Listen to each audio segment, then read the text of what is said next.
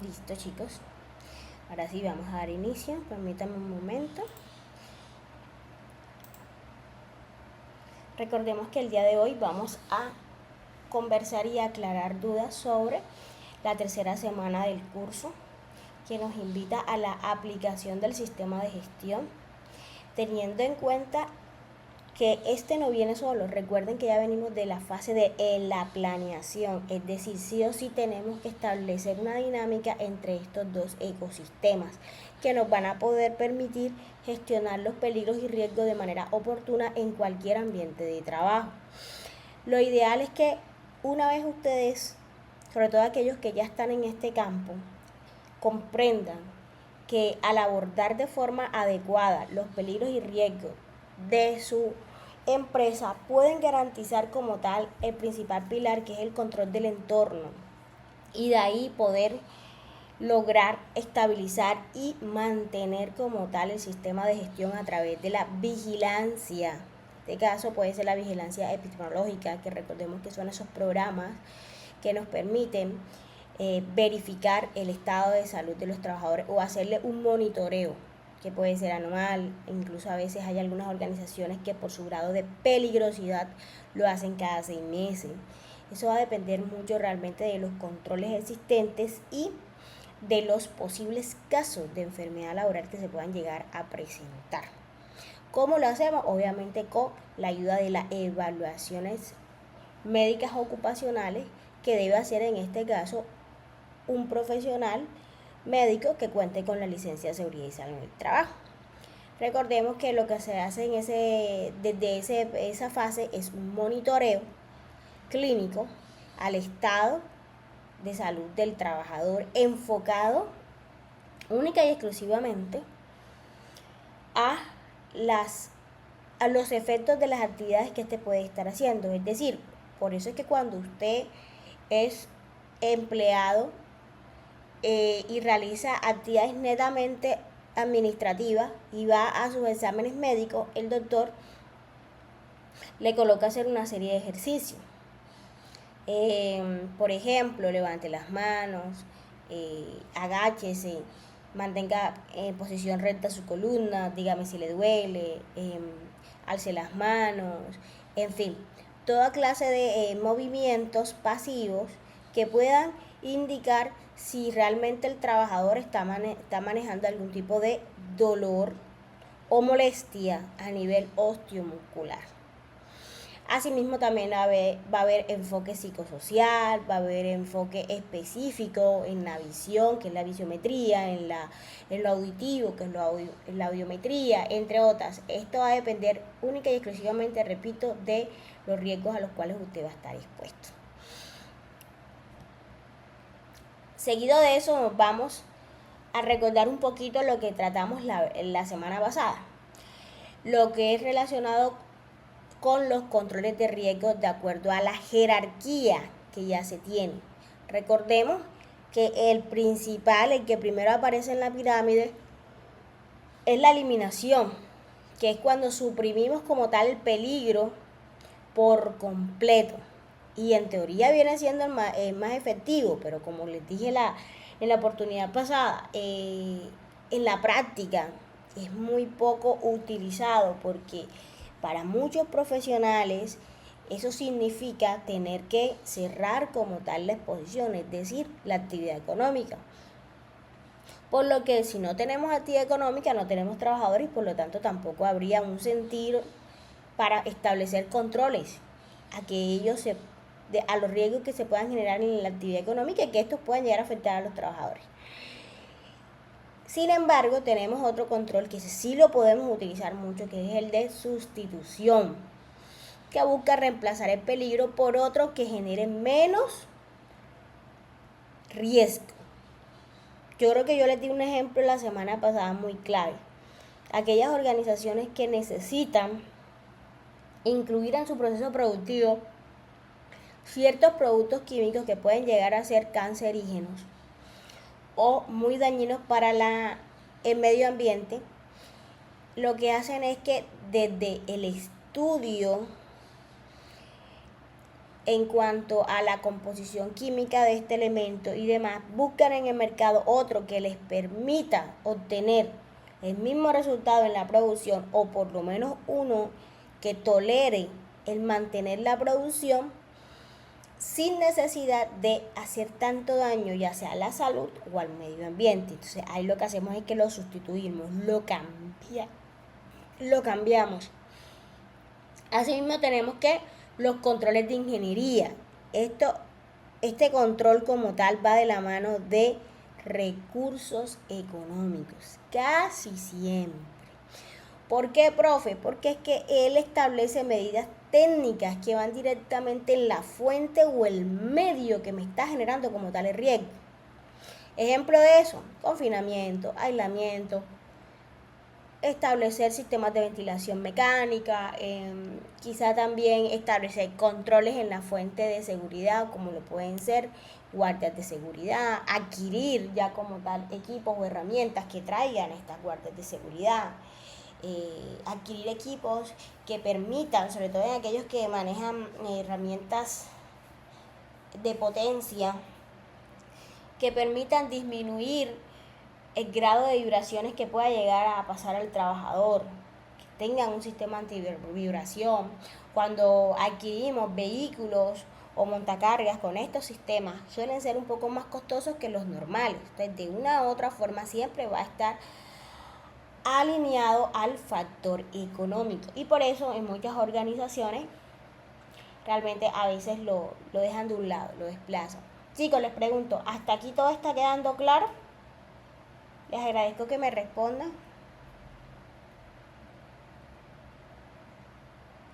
Listo.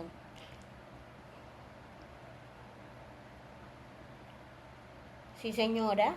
¿No están viendo?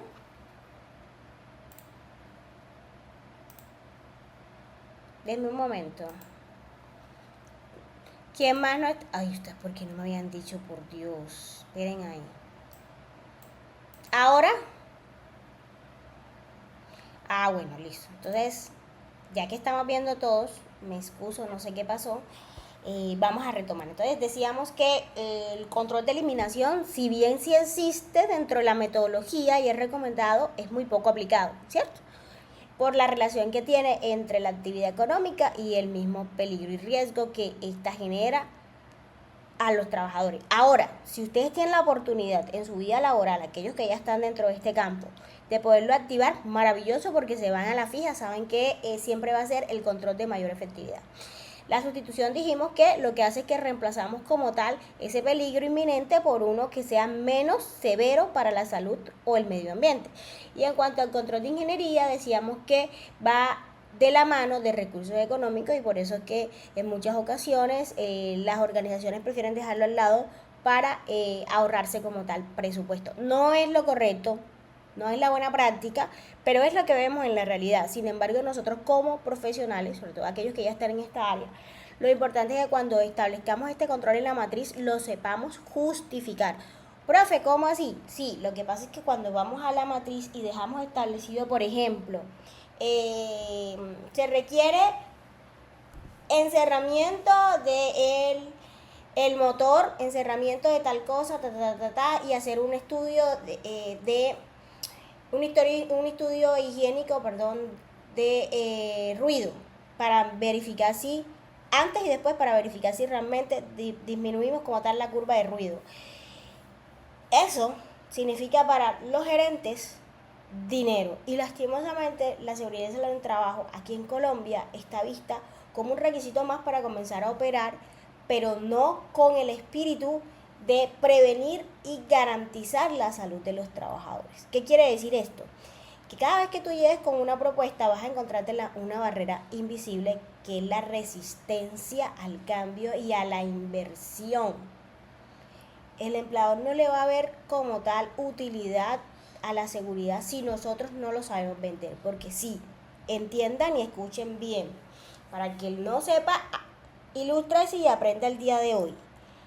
La empresa que es segura, sobre todo en el sector industrial, es la empresa que más vende o la empresa que más busca, porque hoy en día ninguna empresa grande quiere trabajar con MIPYMES que sean peligrosas o que mantengan un alto índice de incidencia o accidentalidad, porque eso de una u otra forma también les va a bajar a ellos el rating en el mercado. Recuerden que existen entidades vigiladoras como la ARL y todos los años eso se tiene que reportar. ¿Hasta aquí fue clara?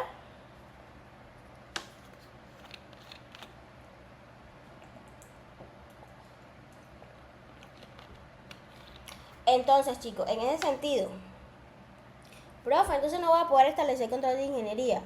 Usted haga su trabajo, véndalo, propóngalo desde el punto de vista técnico y también desde el punto de vista rentable, a través de cifras económicas. Por ejemplo, si nosotros logramos hacer o implementar este control de ingeniería y realmente estabilizamos la curva de exposición al ruido, nos vamos a poder evitar más adelante un sinnúmero de enfermedades ocupacionales que vengan provenientes de la exposición continua al ruido, que en dinero eso puede equivaler a tanto. ¿Con quién te vas a apoyar ahí? Obviamente con el área jurídica de la empresa, ¿sí? Ahora, adicional tenemos los controles administrativos, que estos sí son muy utilizados en las empresas, pero para mi concepción como profesional del área, que tengo tantos años de experiencia, les soy honesta, a veces los mal utilizan, no saben cómo implementar este control y llevar esas herramientas que salen de él. Recordemos que dentro de esta podemos tener reducción de tiempo de exposición, la rotación, el tema de señalizaciones, establecer alarmas, el llevar permisos de trabajo, chicos, el establecer políticas, acuerdos, procedimientos. Denme un momento.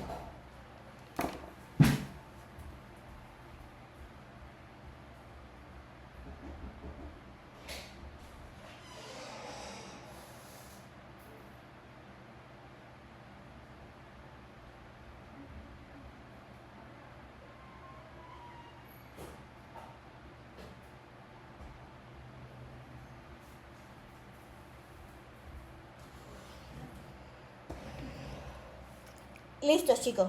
Por favor, me confirman si están conmigo, si todo está quedando claro hasta este punto.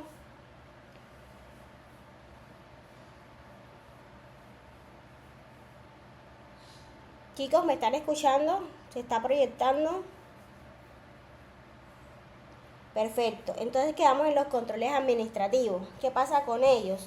Este nos permite establecer muchísimas herramientas que están a nuestro alcance, como lo es establecer señalizaciones, mantener los permisos de trabajo, que recordemos que es un documento legal y que en algún momento de un accidente grave o mortal, sí o sí nos los van a solicitar. El establecer políticas, que son los acuerdos, estandarizar procedimientos de trabajo seguro, socializarlos y demás. Todos esos controles sí sirven, pero cuando nosotros lo sabemos utilizar de manera eficiente. ¿Cómo así, profe?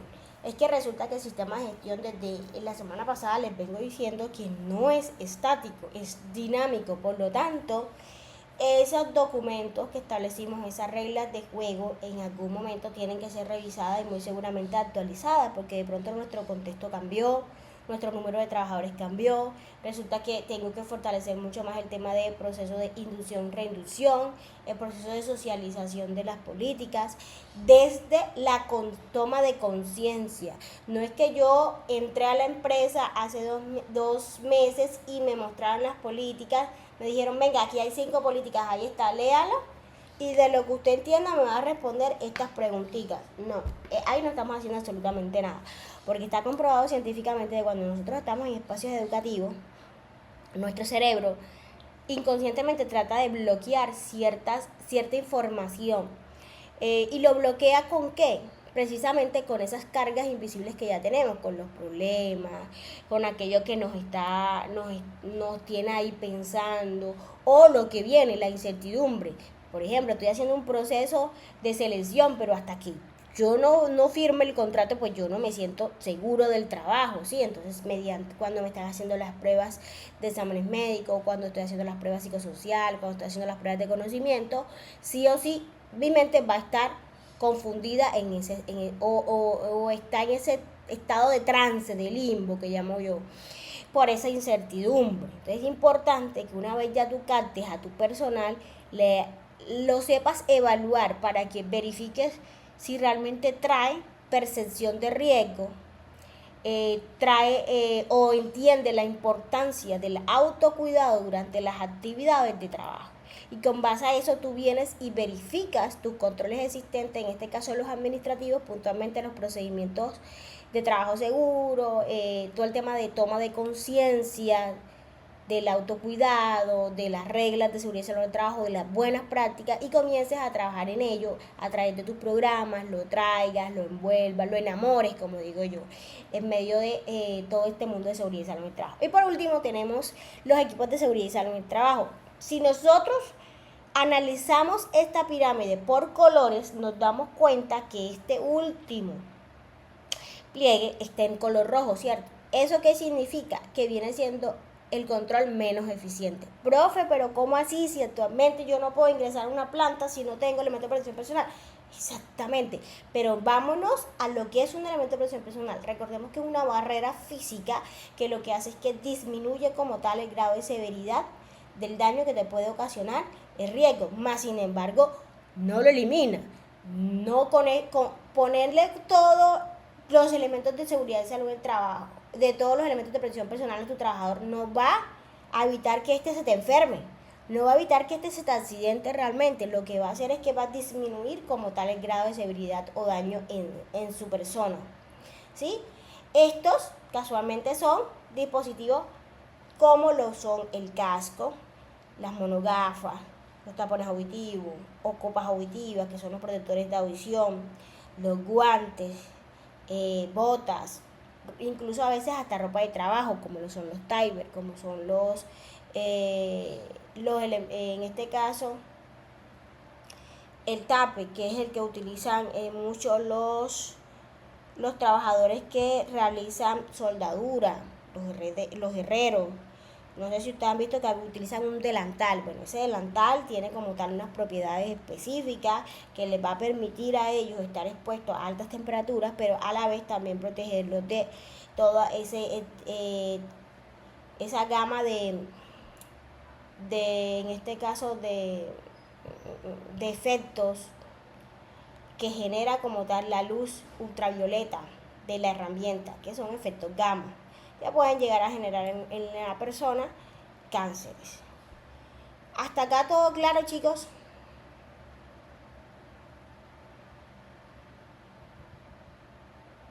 Por favor, si quedó claro, me responden.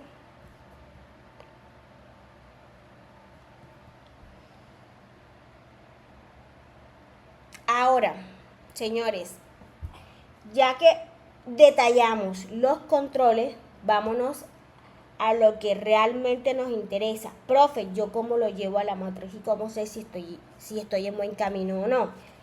Recordando que siempre hay que romper los paradigmas de la intervención en seguridad y salud del trabajo. Profe, ¿eso qué quiere decir? Que vamos a encontrar barreras duras, que son las más eficientes, que siempre van a atacar directamente el origen, como el tema de la eliminación, de la sustitución, de trabajos de control de ingeniería, ¿sí? Y que obviamente esto va a evitar mucho más la ocurrencia del daño y debemos priorizarla. Pero en la realidad, ¿cuáles son las barreras que más se utilizan? Las blandas, por el tema de los recursos, por el tema de la falta de conciencia en seguridad y salud del trabajo de muchas organizaciones. Cuando utilizamos las blandas debemos reforzarlas tal cual como muestra aquí la imagen, a través de ¿qué? Del autocuidado. Es decir, esta esfera que ustedes están viendo donde adentro hay un trabajador y tiene un escudo, viene siendo el autocuidado. Porque está científicamente comprobado que aunque usted establezca todos los controles establecidos en el entorno, que vienen siendo las barreras duras en este caso, en la máquina, si este colaborador que está aquí adentro, en la imagen que está a mi izquierda, en el escritorio, no tiene conciencia, no se cuida, no tiene percepción de riesgo, no aplica los protocolos establecidos en la organización, sí o sí se te va a enfermar o se te va a accidentar, sin importar cuánto tú te gastaste en cuanto a recursos económicos para establecer esas barreras duras. O sea, tú estás estableciendo barreras duras realmente es para el cumplimiento legal y obviamente para brindar a la empresa ante una posible demanda, pero realmente no estás trabajando en lo importante, que es la toma de conciencia del individuo, que sí lo puedes hacer, Y lo tienes que hacer ya por obligación cuando establezcas las barreras blandas. Profe, ¿cuáles son las barreras blandas? Aquellas que están en los dos últimos niveles de abajo de la pirámide, es decir, todas estas que están aquí, perdón, las tres últimas: controles de ingeniería, controles administrativos, uso de elementos de protección personal, ¿sí? Porque es que estas logran minimizar la potencia de riesgo, sin embargo, no lo eliminan y sí o sí te va a afectar el trabajador. Ahora, si lo llevamos al contexto ya real de una matriz, de acuerdo a lo que vimos la semana pasada, ¿qué encontramos en ese documento? Encontramos un espacio para establecer ¿qué? El peligro, la descripción de riesgo, ¿cierto? Nos hace saber cuál es el lugar, es decir, el entorno en cual nosotros vamos a controlar esos riesgos. Y de acuerdo a eso es que nosotros vamos a establecer como tal los controles.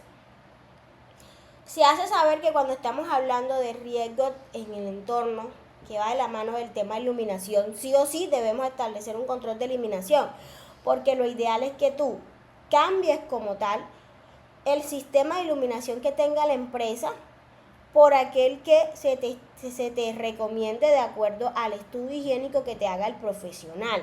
Con eso vas a garantizar los lúmenes necesarios para que el colaborador siga haciendo su trabajo de forma segura, evite generarle daño en la visión, fatiga, y por ende también evites algún tipo de accidente causado por esta, que puede ser relacionado con caídas al mismo nivel.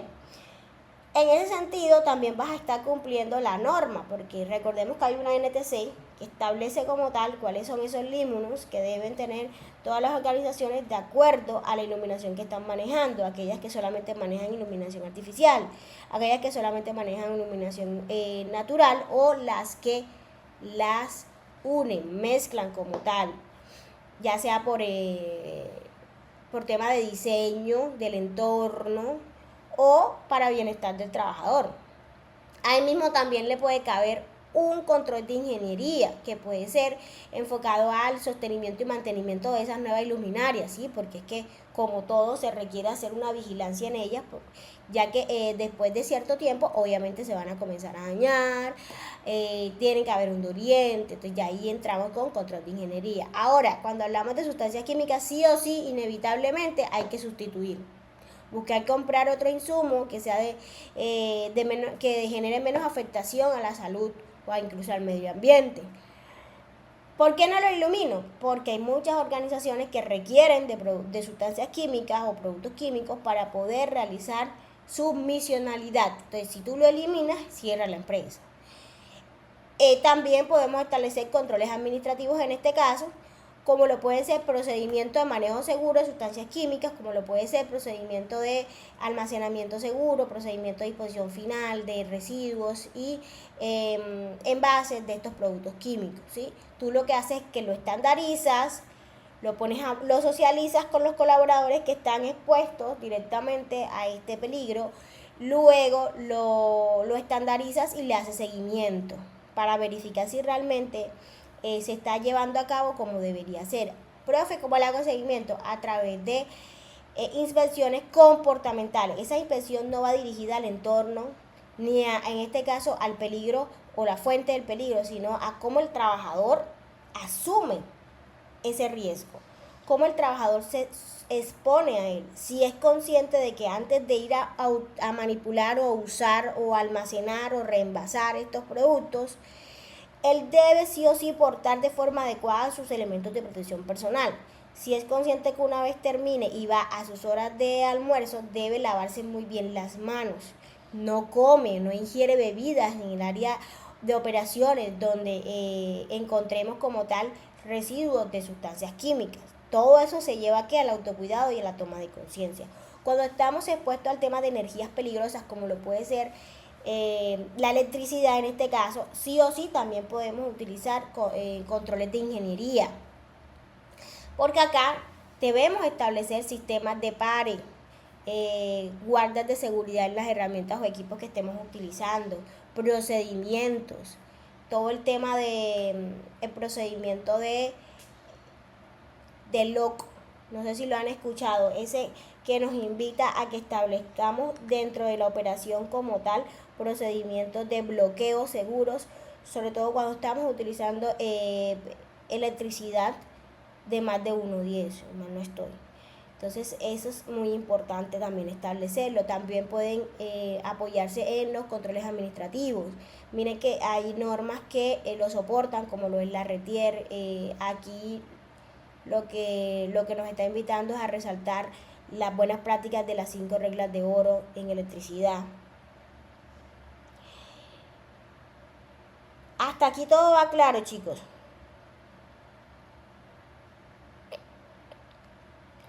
Si están entendiendo la metodología de la imagen que les estoy mostrando, les quiero decir con esto es que no siempre nos van a funcionar los diferentes controles que nos dan o las opciones que tenemos, pero que sí tenemos que saber identificar dónde sí debería ir por normatividad o grado de peligrosidad. ¿Me confirman, por favor?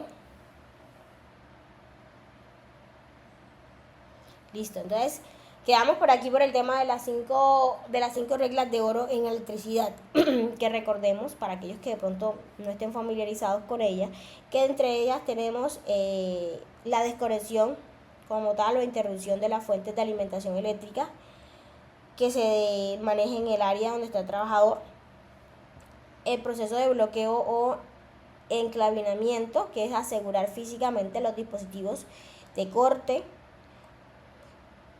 por ejemplo, estableciendo como tal candados o tarjetas de advertencia que le indiquen a otra persona que esté en el área o algún invitado de que en ese espacio en específico se está trabajando con energías peligrosas y en qué estado está, si está bloqueado o está enérgico.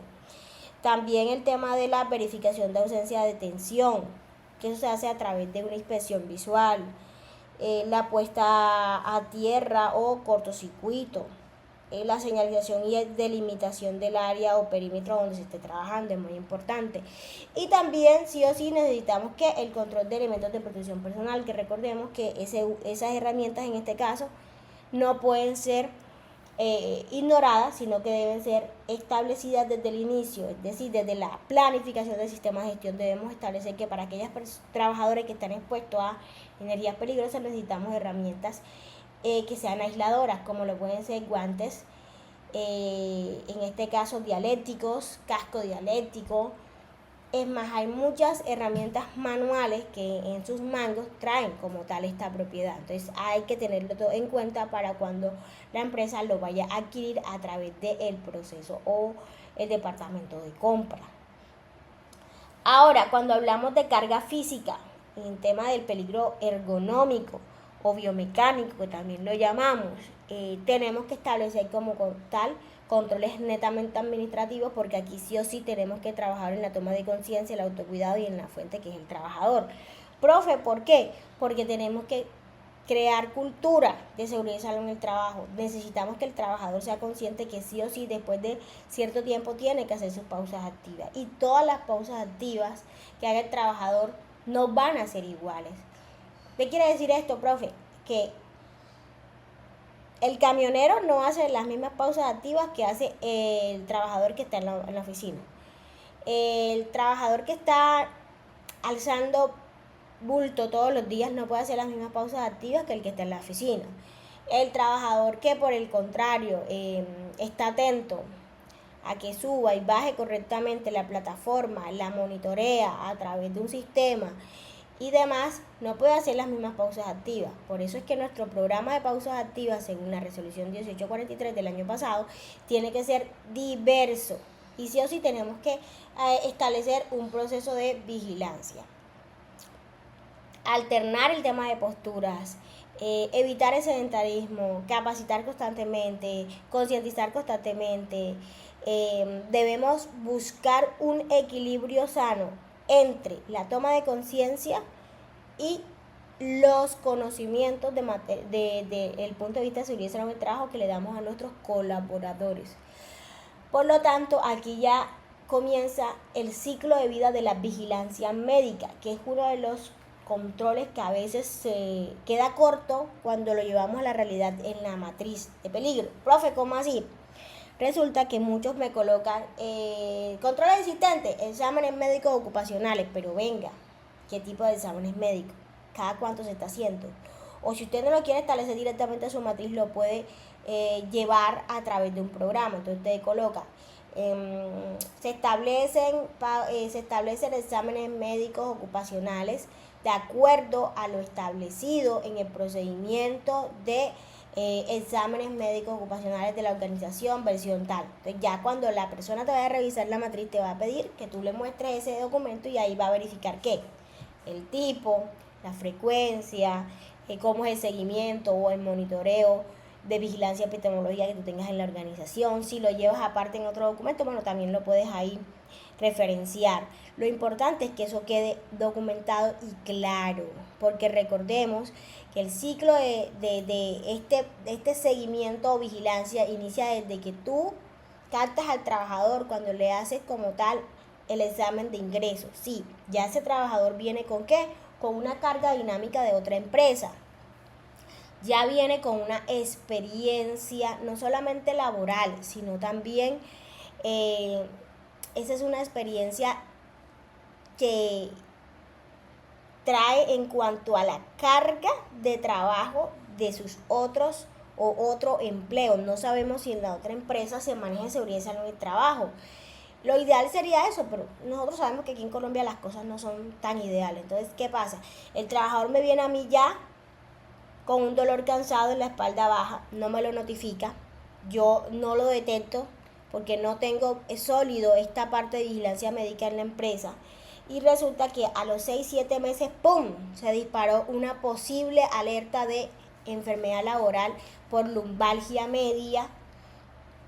Y tú comienzas a revisar, no, es que sí le aplica porque el señor en su puesto de trabajo está sobreexpuesto a movimientos involuntarios o a posturas forzadas o pasa mucho tiempo de pie. Entonces comienzas ahí la investigación y comienzas a dudar porque es que para que se pueda manifestar una enfermedad laboral se tiene que tener como mínimo unos 4 o 5 años de exposición y resulta que él nada más tiene unos 4 meses acá. Obviamente eso no pudo, o sea, su origen no pudo ser en mi empresa, pero como yo no tuve los controles necesarios para evitar que él ingresara sin dejar claro si tenía o no tenía restricciones para su puesto de trabajo, yo tengo que asumirlo, civil y penalmente. ¿Sí me estoy haciendo entender en ese punto?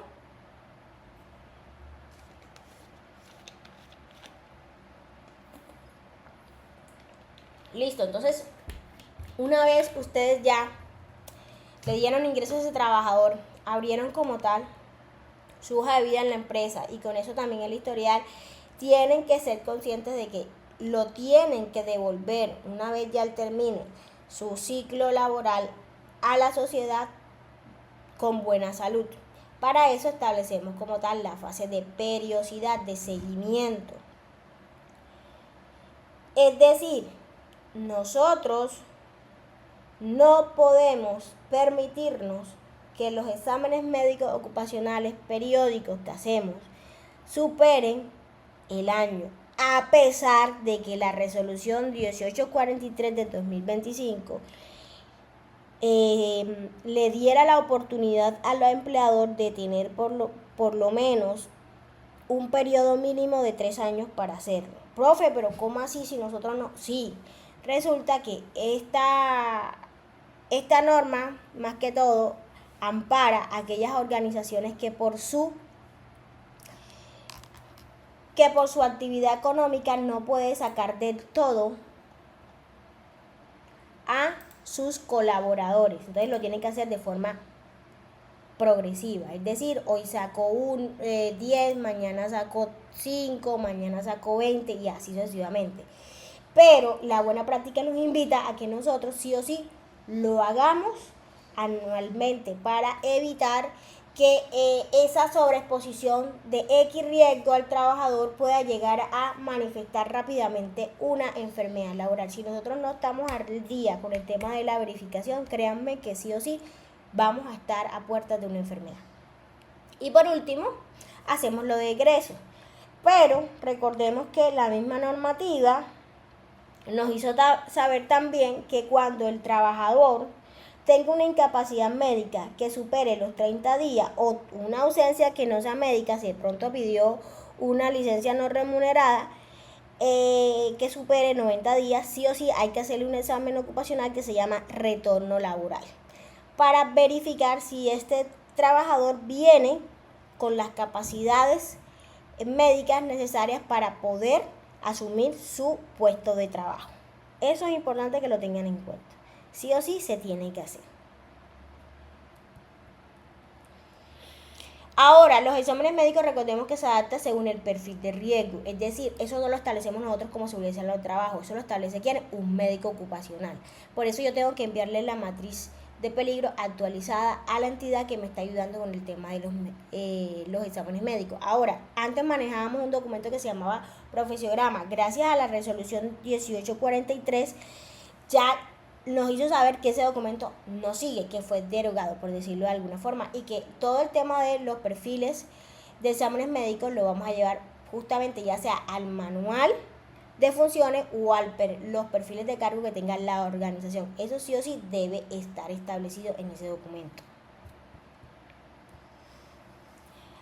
En cuanto a la custodia de las historias clínicas de los trabajadores, cabe resaltar que eso solamente está bajo la responsabilidad de la IPS que realiza los exámenes médicos. Nosotros como profesionales de seguridad y salud del trabajo y la empresa no puede mantener documentación relacionada a la historia clínica de los trabajadores. Nosotros que deberíamos pedir como tal para hacer el proceso de investigación de accidentes y demás, la IPCRISIS, que es un resumen detallado, puntual de lo que le pasó o lo que le surgió al trabajador de ese accidente. Pare de contar. Yo sé que muchas empresas sí la solicitan, sobre todo para el tema de contable y poder facturar y cobrar los días de incapacidad que superen los 2 días, pero la buena práctica y la norma nos hace saber que eso es en este caso es un proceso de desprotección contra el trabajador y puede llegar a ser un proceso legal que más adelante le puede costar a la empresa una multa.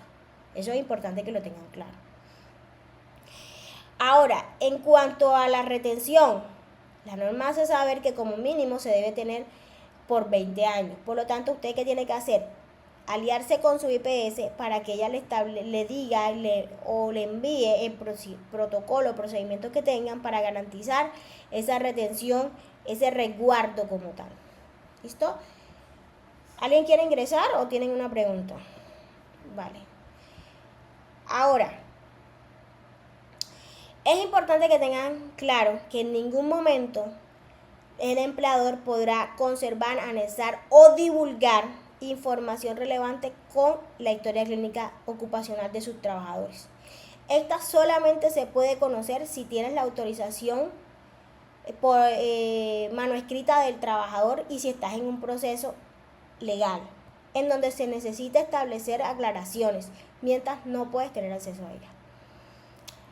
Ahora, procedimientos administrativos que sí o sí tenemos que tener en la organización.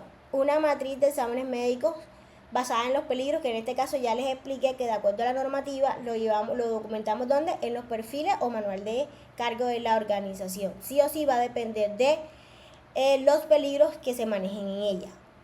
Debemos seleccionar la IPS que nos va a ayudar con los exámenes médicos ocupacionales. Recordemos que la IPS debe tener licencia. El médico que nos va a hacer el examen debe tener licencia, entre otros requisitos que ya son legales y ya están preestablecidos. ¿Qué tenemos que hacer nosotros a través de la selección y evaluación de proveedores, obviamente de la empresa, que recordemos que también nos los hace saber la 0312? Garantizar que esa entidad cumpla con todo y hacerle seguimiento y monitoreo para que nos envíen los documentos y resguardarlos. Debemos informar a esa misma IPS como tal, de enviarle la matriz, como les venía diciendo, de peligro, para que ellos tengan claro a qué se están enfrentando. También enviarles los perfiles de cargo actualizados, cosa de que ellos puedan trabajar con documentación vigente. Guiar a los trabajadores sobre los requisitos de exámenes médicos.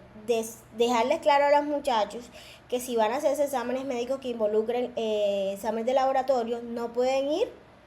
Más bien, deben ir en ayuna y no pueden ir desayunados, por ejemplo. No pueden ingerir ciertos alimentos antes de, porque eso muy seguramente va a manipular o va a influir en el resultado final.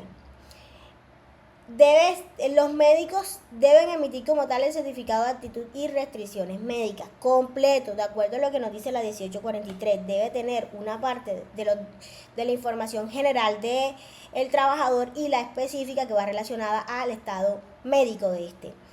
Se le debe entregar copia del certificado al trabajador con soporte de recibido. ¿A través de qué? De una carta, chicos. No se me compliquen. Así como viene textualmente como el médico dijo, yo lo llevo a la carta. En caso de que sea necesario, debemos remitirlo a la EPS si hay alguna presunta irregularidad o restricciones. Se tiene que hacer un seguimiento. Ejemplo clave, resulta que me lo enviaron a revisión anual en visiometría o revisión a visiometría por EPS, es decir, de alguna u otra forma no hay una restricción visual, pero la recomendación del médico ocupacional es que vaya y revise su vista porque de pronto más adelante sí se puede generar y lo que queremos es prevenir. Y por último, el tema del proceso de conservación.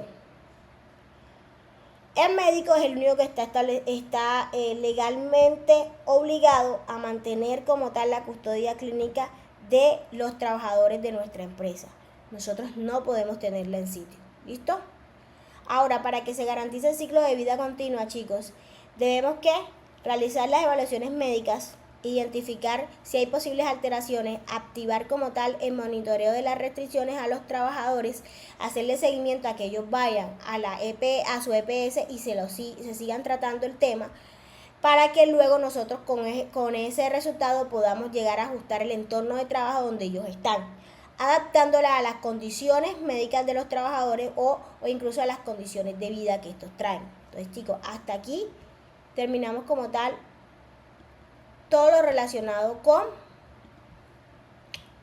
la temática de la unidad 3. ¿Qué vamos a hacer? Vamos a vincular lo que hicimos la semana pasada con estos nuevos requisitos. Es decir, ya ustedes venían estableciendo unos controles, ¿cierto? Entonces, en los ejercicios de esta semana, lo que vamos a hacer es que los vamos a fortalecer. Importante que si ustedes me colocan, por ejemplo, en la matriz, no, el control es EPP, ustedes le coloquen el apellido. Por ejemplo, elemento de protección personal auditivo tipo copa. Elemento de protección personal elemento de protección personal para la cabeza, casco, ¿qué tipo de casco? Y así. De pronto no nos vamos a ir mucho a la parte técnica con respecto a la resistencia de los elementos de protección personal, pero es importante que ya van haciendo la buena práctica de que no solamente establezcan el control y lo dejen ahí como sentado, libre, no, hay que especificarlo. Eso es lo que nos invita una buena matriz. Por ejemplo, no vamos a colocar que el control es, digamos que riesgo de exposición a productos químicos. ¿Qué productos químicos? Hipoclorito de cloro, listo. ¿Qué tipo de control tenemos? No, elementos de protección personal respiratorio, tapones, en este caso puede ser cubreboca tipo N95, si se requiere que sea mascarilla con doble filtro, de qué tipo de mascarilla doble filtro y así. Es importante que sí o sí estos controles vayan de la mano del peligro. Entonces, chicos, ¿tienen alguna pregunta relacionada?